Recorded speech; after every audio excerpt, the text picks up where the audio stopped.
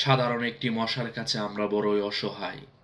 হাফেজ সাইফুর রহমান তর্কি ভাই, যিনি 3বার বিশ্বজয়ী হাফেজ। Bahrain, Kuwait, Jordan.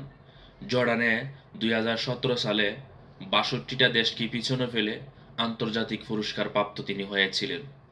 আজকে তিনি সাধারণ একটি ডেঙ্গু মশার কামড়ে দুনিয়ার মায়া ছেড়ে চলে যায়।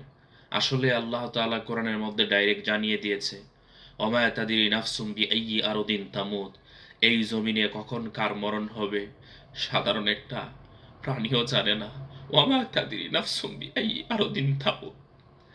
গতকালকে রাত্রে আমার ঘুম আসে নাই, বারবার একই কথা মনে হয়েছে। সাধারণ একটা মশার কামড়ে বিশ্বজয়ী হাফেজ দুনিয়া ছেড়ে চলে যেতে হয়েছে। আমরাও তো একদিন চলে যাব।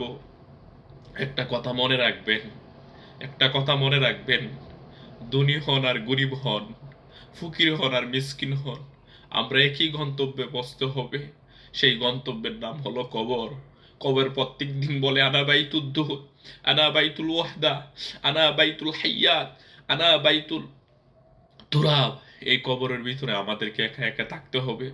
আল্লাহ বলেন, ইন্না ইলা রব্বিকার রুজা, নিশ্চয়ই তোমাদের রবের কাছেই তোমরা ফিরে আসতে হবে। তবে আমাদের কর্মফলে আমরা জান্নাতি হব, আমাদের কর্মফলে আমরা জান্নাতি হব। সেই সাইফুর রহমান তুর্কি ভাই, টকবগে একটা যুবক, আমার মতন টকবগে 25 বছরের একটা যুবক। 2000 সালে তিনি জন্মগ্রহণ করেন। 25 বছর বয়সে ভাইটা দুনিয়ার মায়া ছেড়ে চলে যায়।